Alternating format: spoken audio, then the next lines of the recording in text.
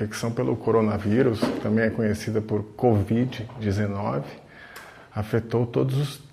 está afetando todos os países do mundo. E essa situação vem criando um enorme estresse na medida em que uma das principais medidas a serem tomadas frente a essa possibilidade de infecção é o isolamento social. E a Slow Medicine, enquanto um movimento que busca a ideia de uma medicina sóbria, respeitosa e justa, tem procurado buscar trazer informações de qualidade, informações éticas e idôneas nesse momento tão difícil, em que a informação é um aspecto essencial para o enfrentamento dessa pandemia. A gente está vivendo uma questão que é uma segunda epidemia, que é o excesso de informação. E nisso a gente tem aí as redes sociais enquanto um elemento extremamente importante na contemporaneidade, que representam o céu e o inferno, porque elas podem ser muito importantes do ponto de vista de divulgação e contato entre as pessoas, mas elas não são uma boa fonte de informação. As fake news, elas trazem um enorme prejuízo para a sociedade como um todo, na medida em que disseminam inverdades, e nesse momento é essencial que as pessoas conheçam o que é verdade, o que é ético, o que é adequado. Um dos princípios da Slow Medicine é o uso parcimonioso da tecnologia. E nesse aspecto, uma das tecnologias que a gente pode levar em consideração hoje de maneira extremamente relevante é a aquisição da informação. Então, a gente propõe um uso parcimonioso da tecnologia no sentido da busca adequada da informação, em fontes idôneas, em fontes éticas. O tratamento que se tem hoje é o tratamento de suporte. Uma vez o indivíduo está doente, uma vez o indivíduo é sintomático, com sintomas mais severos, ele deve receber ajuda médica. A principal complicação da infecção pelo coronavírus são os quadros respiratórios. E, em decorrência disso, a necessidade de ventilação mecânica, de suporte ventilatório para esses pacientes. Existem uma série de propostas de abordagens farmacológicas para o problema, entre as quais a mais conhecida é a cloroquina, que, na verdade, tem evidências científicas muito frágeis ainda para estabelecer a sua utilização em massa. Recentemente, quando o trabalho foi publicado na França, mostrando que a cloroquina tinha eficácia em relação ao tratamento da doença, milhões de pessoas no mundo inteiro foram atrás da droga e as farmácias acabaram perdendo o seu estoque de cloroquina, que é uma medicação fundamental em algumas situações clínicas, como na malária, no lúpus e na artrite reumatoide. E essas pessoas eventualmente podem ficar sem esse medicamento disponível por conta dessa histeria coletiva de ir atrás de um tratamento ainda não comprovado. Enquanto a gente não tiver uma evidência científica relativamente clara em trabalhos e pesquisas bem conduzidas, a gente tem que ter cautela, e isso caracteriza uma medicina sóbria. Quando a gente fala de prevenção de infecção pelo coronavírus, existe uma estratégia que tem sido recomendada pela Organização Mundial de Saúde e uma estratégia que tem sido adotada na grande maioria dos países com políticas públicas que têm se mostrado eficazes na prevenção da disseminação do vírus na população. Essa estratégia é o isolamento social. Nessa situação, a gente se depara com uma questão que especificamente é extremamente relevante. É o assintomático, aquela pessoa que não tem sintomas.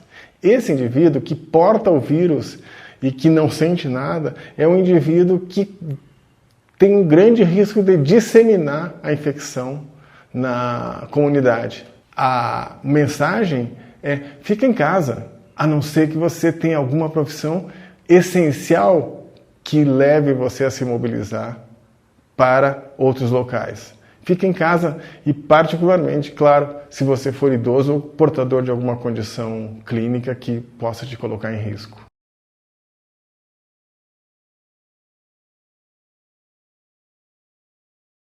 A gente tem uma dificuldade, que é a disponibilidade e o custo dos testes. Essa é a principal dificuldade, porque assim, a sugestão da Organização Mundial da Saúde é testar, testar, testar. Se nós pudéssemos testar toda a população e saber quem tem o vírus e quem não tem, a gente teria uma capacidade, uma probabilidade de tomada de decisões muito mais adequada. Mas na medida em que a gente não tem essa possibilidade, particularmente se tratando de um país com recursos finitos e que devem ser usados hoje com muita parcimônia para que a gente possa efetivamente atacar as frentes essenciais, a gente precisa que esses testes sejam mais amplamente oferecidos. A gente acredita que a oferta mais liberal de testes, não só para aqueles pacientes graves, é importante. O diagnóstico em medicina é importante. O diagnóstico preciso é muito importante, no sentido que somente o diagnóstico preciso vai permitir que a gente possa tomar as atitudes adequadas do ponto de vista terapêutico.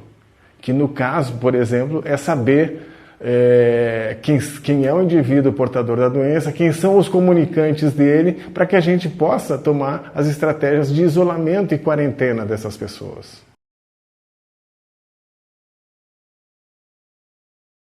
E o que a gente pode fazer hoje, além de permanecer em casa? Lave as mãos com frequência. Se você puder lavar as mãos por 20 segundos, isso vai tornar essa medida ainda mais eficaz. Recentemente eu li que durante esses 20 segundos você poderia fazer uma lista mental de coisas pelas quais você é grato. Você é grato de não pegar essa doença, você é grato de ter alimento na sua casa, você é grato de ter um teto. Enquanto isso, você lava as mãos. E a gente vai repetir essa questão que é importante. Fique em casa. Aglomerações no momento devem ser evitadas de qualquer maneira. Em que momento você deve procurar recursos médicos? Bem, caso você tenha sintomas leves, a sugestão que a grande maioria faz no presente momento, na medida em que nem todos ainda tenham acesso aos testes que poderiam dar um diagnóstico mais preciso, fique em casa. Porém, se você tiver sintomas um pouco mais alarmantes, particularmente como febre e falta de ar, procure um serviço de saúde. Nesse momento você precisa de uma opinião médica. E aí a gente tem que falar acerca dos grupos de risco.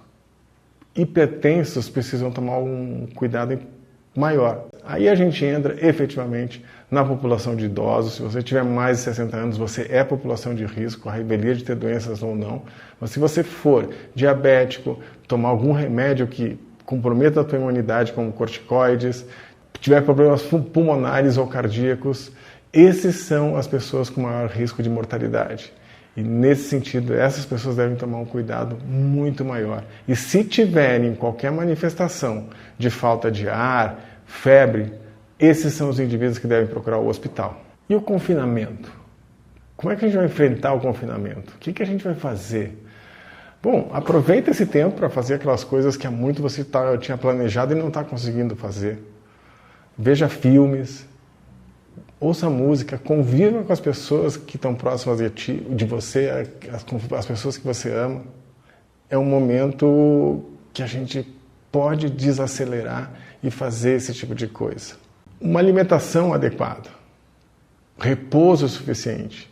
Se você tiver alguma atividade física que você possa fazer, que seja viável de você fazer, seria muito importante. Obviamente, você vai buscar informação, você vai olhar televisão, você vai estar ligado na internet, seja pelo computador, pelo laptop, pelo tablet, e principalmente pelo celular, você vai estar o tempo todo buscando informação. Isso é uma tendência. A gente nunca viveu uma epidemia com esse nível de disponibilidade de informações que a gente está vivendo. Uma das formas de buscar uma informação adequada é visitando o nosso site www.slowmedicine.com.br. Lá a gente tem procurado trazer informações éticas, informações de fontes idôneas.